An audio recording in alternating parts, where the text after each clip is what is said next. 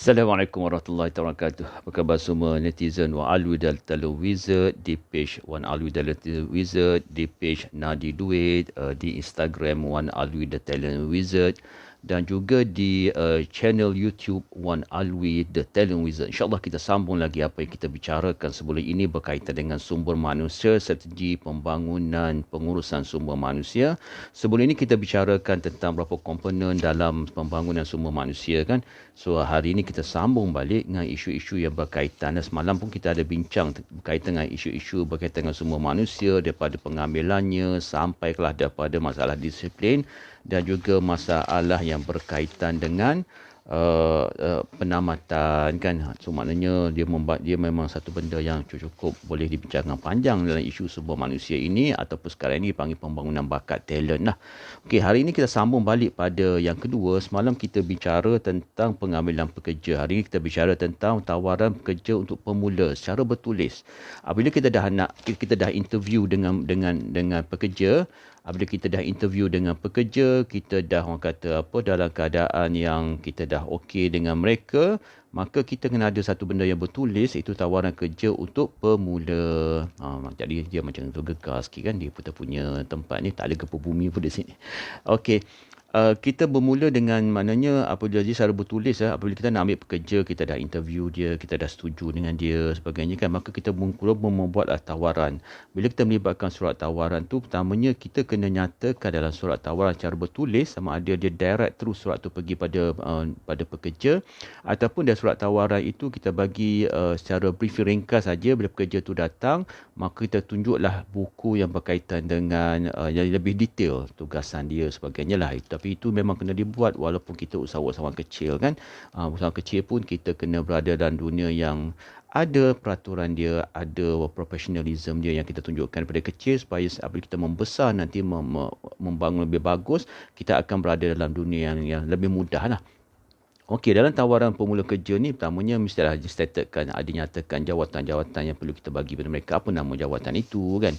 Jawatan itu berkaitan dengan apa kan? Seperti mana kita interview lah. Lepas tu kita nyatakan juga kadar upah dia, kadar gaji dia berapa, ada allowance OT, waktu bekerja dia daripada pukul berapa ke berapa, waktu rehat dia bagaimana. Cuti ni biasanya kita akan mengikut jadual yang kita tentukan lah, dan seperti kita maklumkan bahawa kita tidak cuti kalau cuti persetujuan kita cuti negeri semua cuti, kita cuti tak. Dia ada pemilihan-pemilihan cuti yang kita telah bicarakan sebelum ini kan. Dia ada cuti yang wajib, ada cuti yang pilihan, dengan syarat jadual cuti itu ditampalkan dan senang dilihat oleh pekerja. So kita nyatakan cuti-cuti kita lah, berapa hari cuti dalam setahun yang kita bagikan kan. Kita nyatakan syarat dia dan juga jadual yang kita akan tampal di dinding ataupun di tempat papan kenyataan yang mudah dilihat oleh semua pekerja. Dan seterusnya kita boleh nyatakan juga ada tak kenaikan gaji kan. Biasanya gaji base ada untung lah. Itu yang kita boleh nyatakan. Sama ada kita boleh nyatakan direct dalam surat itu ataupun dia sebenarnya yang bertulis yang boleh dilihat oleh pekerja lah. Dan seterusnya berkaitan dengan bonus kan. Bonus pun kita boleh nyatakan biasanya secara bertulis dalam buku ataupun ditampal supaya pekerja boleh buat rujukan. Biasanya kita ada buku-buku prosedur yang pekerja boleh ikut lah.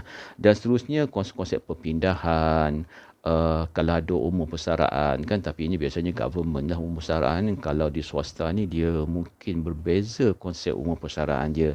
Begitu juga konsep-konsep notis berhenti macam mana kan. Perubahan-perubahan klaus kita kena nyatakan. Sebab apa? Klaus-klaus yang kita nyatakan itu akan berubah berdasarkan pada keperluan semasa mengikut peraturan-peraturan tertentu lah.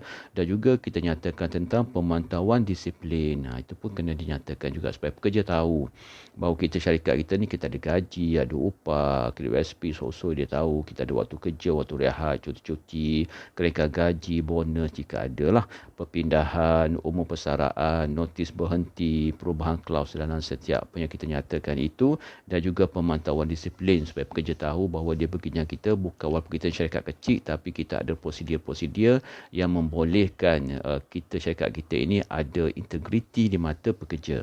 Itu yang kedua. Isu yang tiganya ialah isu dari sudut masalah khas ya. Contohnya masalah dari sudut jantina kan. Ada syarikat yang memang jantina dia ramai perempuan, kurang lelaki. Adanya ramai lelaki, kurang perempuan. Adanya balance. Tapi itu bukan bermakna diskriminasi, tapi itu bermakna berkaitan dengan tugas-tugasan yang sesuai dengan jawatan-jawatan yang ada yang syarikat melihat begitu. Dan seterusnya isu-isu berkaitan dengan PR, macam mana keadaan PR kan, macam mana PR. Isu yang berkaitan dengan pekerja asing, isu yang berkaitan dengan kehamilan kan, isu yang mengandung macam mana kan. Sama sekarang ni mainkan syarikat, ada setengah syarikat tu dia cukup bukan tidak suka, tapi dia cukup macam sedikit gelisah lah kalau ramai perempuan dalam situ berkeluarga, mengandung, sebab dia akan mengganggu kooperasi. Tapi macam mana syarikat itu nak handle, itu adalah satu masalah khas yang ada. Lebih ke masalah penjagaan anak, masalah berkaitan dengan boleh tak anak dibawa ke office kan. Itu kadang-kadang banyak benda-benda yang dipikirkan kan dalam syarikat. Kalau dalam government biasanya mereka ada taska tadika yang berkaitan dengan office lah. Kalau syarikat, setengah syarikat dia ada dibagi satu macam allowance lah kot. Yang mana pekerja tu hantar satu syarikat, satu taska tadika yang dia pilih, dia ada harga-harga istimewa yang telah dia dealkan dengan taska tersebut. Perkara ini perkara yang memang kena berada dalam pemikiran bagi usahawan, sebab dia merupakan suatu perkara yang akan dilihat jugalah oleh pekerja dan juga dia ada perundangan-perundangan yang berkaitan. So cukuplah setakat itu kita bicara dulu tentang tawaran bagi pemula juga masalah khas. InsyaAllah kita akan sambung lagi di masa akan datang dan insyaAllah kita akan terus berdoa semoga Allah SWT memberi kekuatan pada kita menjadikan COVID-19 ini dalam keadaan yang akan terus turun trennya, turun dan akhirnya kita boleh beroperasi seperti biasa bagi semua sektor bisnes. InsyaAllah jumpa lagi. Best. Anda sentiasa terbaik. Assalamualaikum warahmatullahi taala wabarakatuh.